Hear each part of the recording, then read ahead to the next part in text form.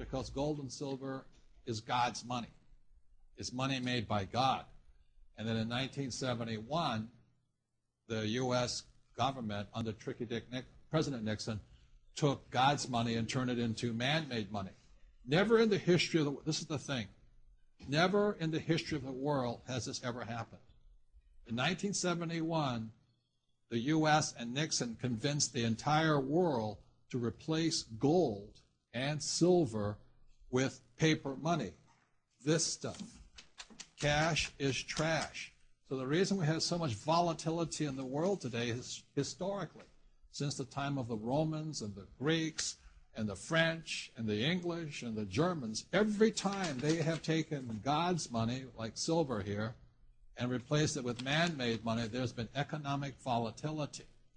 Now the problem is, so the dollar is going to keep dropping. So one of the reasons I can predict what's going to happen is I can predict the dollar will keep dropping simply because the U.S. government and now the euro, the European central banks, are printing so much of this trash.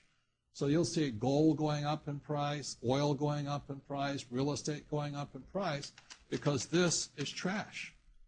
So that's what happened in 1971, has happened throughout history. And the reason this current election doesn't make any difference is the only person that can put this back in place is a strong, charismatic leader. People like Julius Caesar, Napoleon. That's why they were such great leaders, was they actually replaced this with this.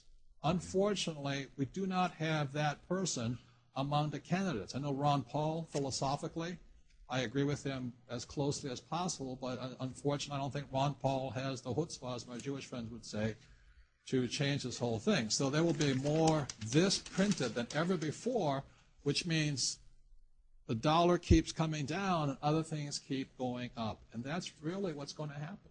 It's predictable.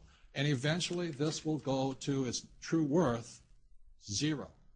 So all of you savers out there and people trying to save this trash, you're going to lose big time. With that, Mike Lee.